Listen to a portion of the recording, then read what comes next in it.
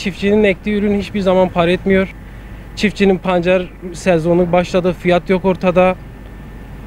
Randevu sistemine geçilecek diyor. Randevu sisteminde günde bir araba, makinacı uzaktan gelecek, tarla bir araba için gelip döktüğü zaman bir daha yere tökecek. Çiftçimiz bir daha bunu kepçeyle yükleyecek, 2 maliyet olacak. Maliyetler çiftçinin sırtına çok ağır geliyor.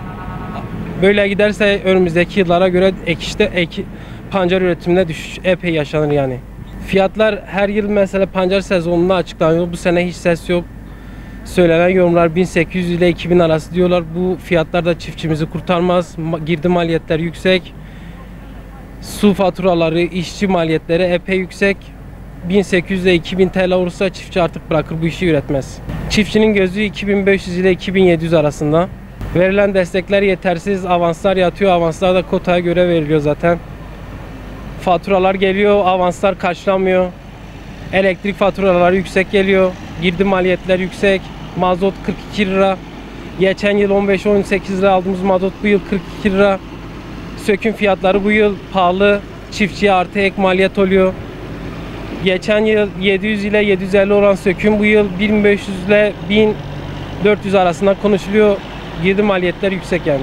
Kendimiz kendi bahçelerimizi, kendi tarlalarımızı üretiyoruz. Pancar işte 150-200 dönüm kadar üretim yapıyoruz. Allah'a çok şükür bu sene verimimiz güzeldir. Bir tek pancarın işte fiyat açıklamasını bekliyoruz. Pancar fiyatlarda 2000 lira olursa, devletimiz 2000 lira fiyat verirse fiyatları güzel olur. Ekilen pancarın %50'si giderdir. Nakliyesiyle beraber.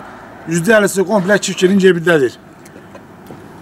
1000 ton pancar tesliminden bir çiftçi bunun 5 tonu direktmen kendi karını olarak cebine koymuştur. Artı vergisi yoktur, şu yoktur, bu yoktur. Sorduğun zaman herkes para kazanamıyoruz, şu hepsi de yalan. Çalışan, üreten her zaman kazanır. Geçen sene mesela ne kadar? Geçen sene 1400 civarıydı.